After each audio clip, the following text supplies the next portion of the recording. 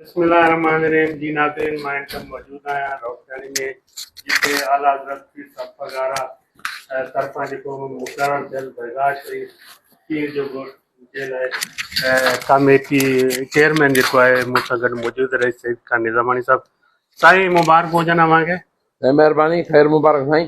साईं अव्हां मुंतखब थिया आहियो, छा इहो तव्हां ते हिकिड़ो वॾो मनसबु जेको आहे आला हज़रत पीर साहिब पगारा जेको आहे क़ाइमु रखियो आहे, अव्हां साईं छा चवंदव? सर, अल्लाह ताला जी महिरबानी आहे। आला हज़रत पीर साहिब पगारे मूं ते महिरबानी कई आहे, मूंखे दरगाह शरीफ़ कमेटी जो चेयरमैन मुक़ररु कयो आहे। इंशाअल्लाह ताला असां भरपूर जेके असांजा मेंबर दोस्त आहिनि, 15 मेंबर साथी ऐं आऊं भरपूर कोशिशि कंदासूं आला हज़रत पीर साहिब पगारे जे एतमाद ते पूरा रहूं ऐं हुनजो हर हुकुम मञूं ऐं जमायत जी ख़िदमत कयूं ऐं जेके ग़रीब जमायत आहे उन्हनि जा फ़ैसिला जेके पेंडिंग में आहिनि उहे असां कोशिशि करे फ़ैसिला करे उन्हनि खे इंसाफ़ ॾियारियूं ऐं असांजे सभिनी मेंबरनि जी असांजी इहा कोशिशि हूंदी असां हक़ ऐं इंसाफ़ सां फ़ैसिला कयूं ऐं जेके बि जमायत जा मसइला आहिनि नंढा वॾा हल करण जी भरपूर कोशिशि कंदासूं ऐं पीर साईं सरदार जेको असां ते एतमाद कयो आहे उन ते पूरो भरपूर रहण जी कोशिशि कंदासूं।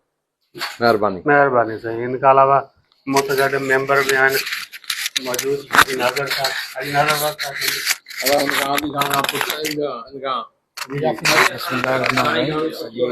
जमायत के संगत के अस्सलाम वालेकुम। असांजे चेयरमैन रईस सईद खान निज़ामानी साहब सां गॾु पीर साईं सरदार जिन तरफ़ां जेको बि हुकुम थियो आहे, जेका ज़िमेदारी आहे, इहो असांजे मथां हिकिड़ो वॾो अहसान ऐं एतमाद बि आहे, गॾोगॾु असांजे लाइ वॾी आज़माइश बि आहे।